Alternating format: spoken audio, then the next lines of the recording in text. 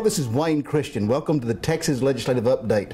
We got about a week left in your legislative session here in Austin, and it's needed very much for you to take interest in what's going on, what has happened, what has not happened. We've had a good conservative session, but it's because of you.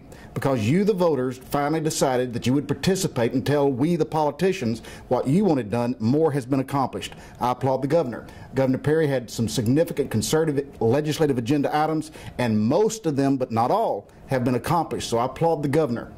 But there's much more that needs to be done and much more that's needed in this last week for you to take a part. Because of your efforts, we've achieved HCR 50, which is a states' rights piece of legislation or a resolution that will go to the U.S. Congress. And Lord knows we in Texas want to do things different than they're doing in Washington, D.C. Because of you, that message has been sent. You know, a lot of the issues that come before us have to deal with illegal immigration. But one of the things that I think we all can agree that illegal trafficking of innocent people, especially minors, is a serious crime. And we have addressed that in this session with legislation attacking illegal trafficking. You know, picking and choosing what laws to observe is something that we've become quite ashamed of in the state of Texas. I'm glad to tell you that we in the House passed a Sanctuary Cities bill, but it did get cogged up in the Senate, and it looks like it may not go to the governor's desk. You need to make some calls. You know, what's amazing is so many times we have the laws, and when our cities can pick and choose which laws to observe, I think that's against the Constitution and definitely the will of you, the voter.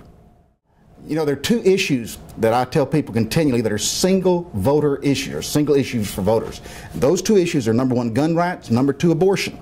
If you've got those issues of gun rights and abortion, they are almost across the state of Texas agreed to by a vast majority of our citizens.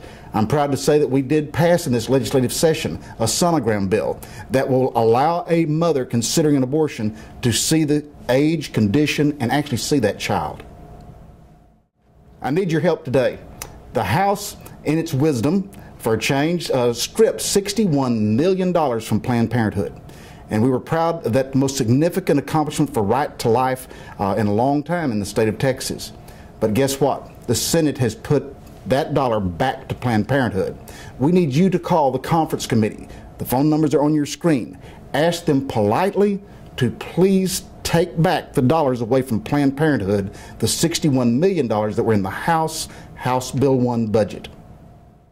You know, I know you as voters were sick and tired during the interim of hearing of ACORN and the other abuses of your right to vote.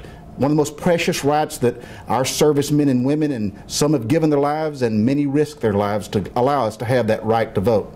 I'm proud to tell you that we passed a significantly advanced voter ID bill in this legislative session, and you can know that your right to vote has been protected in this session.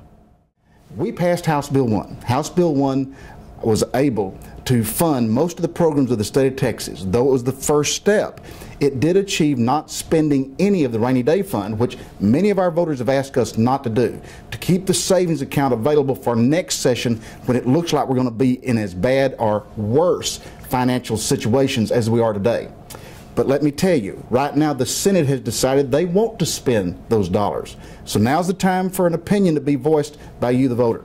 Do you want to spend that rainy day fund in order to achieve continuing spending that in many situations is probably bloated at the start, which government tends to do? We want to protect our public schools. We want to protect the classrooms and our teachers, and those are things that I'll stand behind and fight for.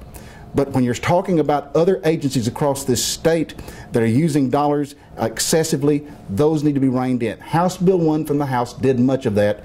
The Senate has decided they want to expand it back and spend more dollars and fund a lot of those bloated programs. We need your calls. Please call today your state representative and your senator and say we want a balanced budget, which the Constitution requires in Texas, and we want to preserve the rainy day fund.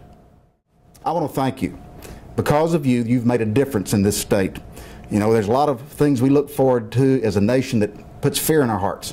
The debts of trillions of dollars from the federal level and the attempt to continue to grow government in the state of Texas.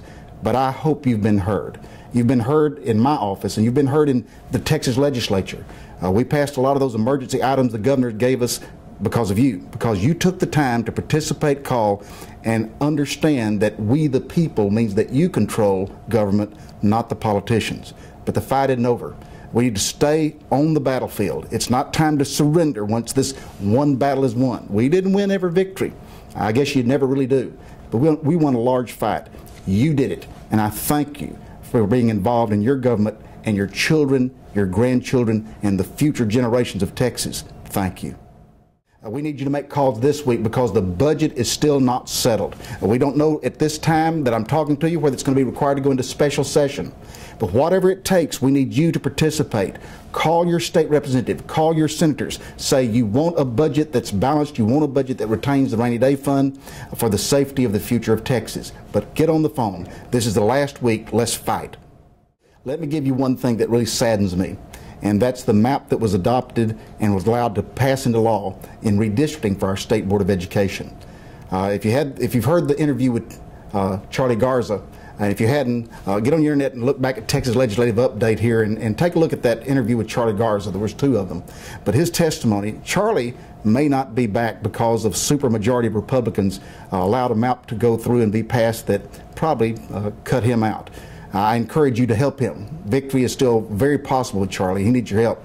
But the State Board had made significant inroads this past summer to change the social studies text and curricula textbooks all across this state. That's now under challenge because the State Board map does not represent conservatives who put that social studies agenda in place. So I apologize as a state legislator for letting you down and letting the State Board of Education down, which I believe is harmful to the children of Texas. Hindsight is pretty accurate, and it was kind of amazing. I mean, one of the things that I attained in the first day of legislation when we were passing the House rules is I made the Century Club. That means I had over 100 members vote against me on a couple of the recommendations I made. But let me tell you one I think looking back was still right, and I'll stand by it forever. Number one, I thought we need to get quickly about the business of the citizens of the state of Texas. And the governor had his emergency items, and they were good items.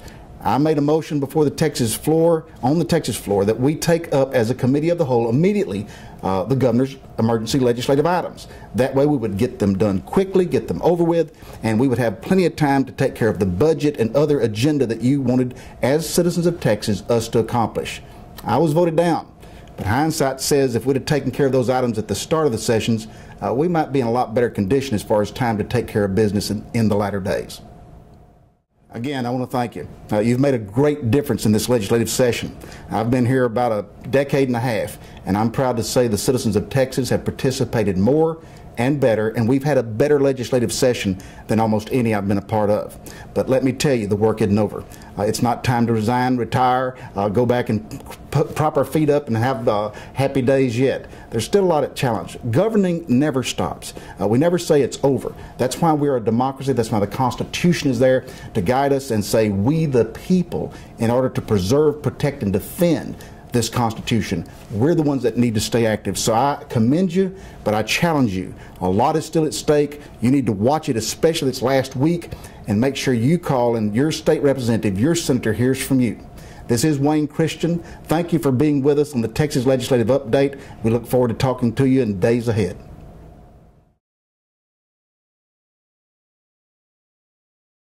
Remember, you can follow me on Twitter if you have nothing else to do at Wayne Christian. You can tell your friends to look at our Texas Legislative Update. Just tell them to go to YouTube and look for TX Legislative Update.